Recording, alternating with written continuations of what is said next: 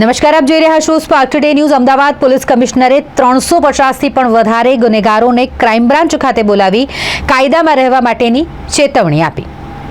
અમદાવાદમાં ગુનેગારોમાં કાયદાનો ડર રહે તેના માટે સંખ્યાબદ્ધ ગુનેગારોને પાસા અને તડીપાર કરીને અમદાવાદ બહાર રવાના કરી દેવામાં આવ્યા છે અને હવે પછી દર રવિવારે રીઢા ગુનેગારોને અમદાવાદ ક્રાઇમ બ્રાન્ચ ગાયકવાડ હવેલીએ બોલાવી અધિકારીઓ તેમની પૂછપરછ કરશે, જેથી તેમની પ્રવૃત્તિઓ અને તેમની હિલચાલ પર પોલીસની નજર રહે।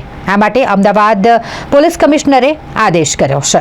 અત્યારે જે તમે જોતા હશો કે જે અસામાજિક તત્વોની આપણે જે સૂચિ બનાવી છે એમાં અમદાવાદ શહેરમાં કુલ 1481 લોકોની સૂચિ આપણે બનાવી છે, જેમાં બૂટલેગર છે 303, જુગારવાળા 21, શરીર સંબંધી 687, મિલકત સંબંધી 424 અને અન્ય બીજા 46, એમ કુલ 1481 લોકોની જે સૂચિ બનાવી છે। એમાં ઘણા બધા પાસામાં જઈ રહ્યા છે, ઘણા બધા તડીપાર પણ થયા છે, ગુનામાં ઇન્વોલ્વ છે।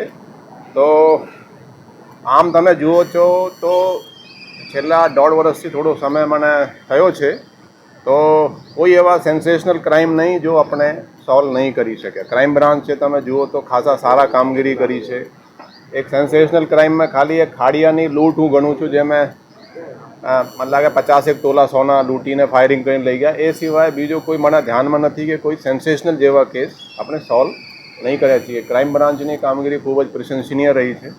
સીસીટીવી બીજા રાજકોટમાં જુઓ તો અહીંયા હેક થયા, અહીંયા આપણે ત્યાં હેક થયા ને આપણે સોલ્વ કરી દીધા ઘણા બધા કેસો।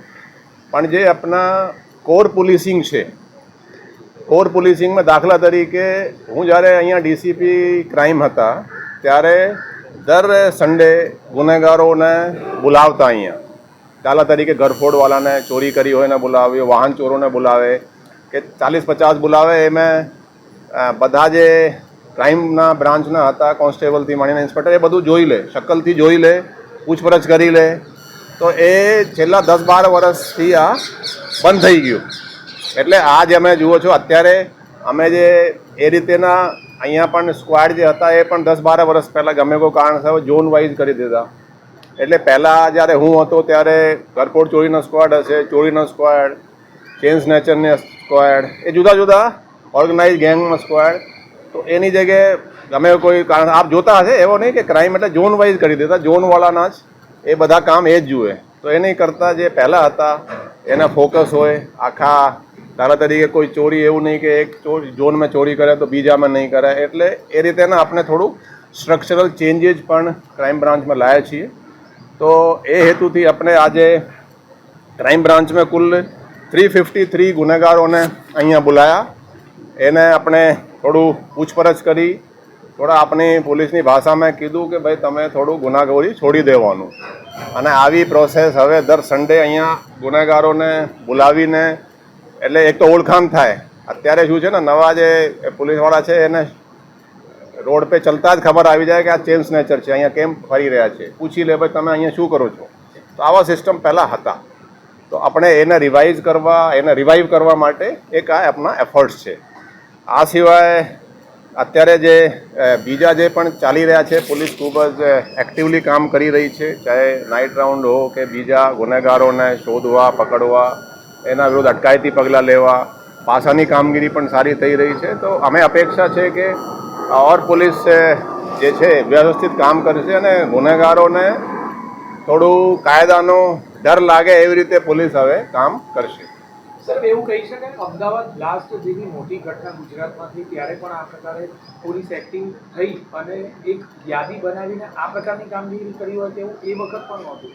લાગે છે કે અત્યારે કંઈક વિશેષ રીતે શું કારણ શું છે? નહીં, આજે મેં કીધું કે થોડું જે છે ને કામનો ભારણ પણ વધી ગયું, સોશિયલ મીડિયા આવી ગયા, ટેકનિકલ એનાલિસિસથી સીસીટીવીઓ પહેલાં જે બધું નહીં હતું એ નવા ચીજો આવી ગયા, તો કદાચ ફોકસ થોડું શિફ્ટ થઈ ગયું। પણ આ પણ એક ઇમ્પોર્ટન્ટ છે, જેસે પહેલાં એન્ટી વાયોલન્સ સ્ક્વોડ થતા હતા, એટલે કોઈ પણ લુખાગીરી કરે, 2-4 ગુનાઓ કરે તો એને અહીંયા બોલાવીને એને પૂછપરછ કરતા, ભાઈ તમે શા માટે આવું બધું કરી રહ્યા છો। ગુજરાતના ઇતિહાસમાં પ્રથમ વખત આ પ્રકારનું આયોજન કરીને પોલીસ કામગીરી કરતી હોય એવું કહી શકાય ખરું? ના, એ પહેલાં પણ થતા હતા। પહેલાં પણ મેં કીધું કે દર સન્ડે તમે જૂનાથી માણસોથી પૂછશો તો દર સન્ડેના રોજ અમુક ગુનેગારોને બોલાવે અહીંયા જ, અને એને બધા अपना पुलिस माणसों જોઈ શકે। થોડું એ ભાઈ એમને તો ખબર, પોલીસવાળાને ખબર હોવી જોઈએ કે ભાઈ કે આ ઘરફોડ ચોરી એ ક્યાં રહે છે, એનો ઘરની પણ ખબર હોય, જઈને ક્યાં રહે છે, એના ઘરમાં કોણ કોણ છે, એ શું કરે છે, એની આવક શું છે.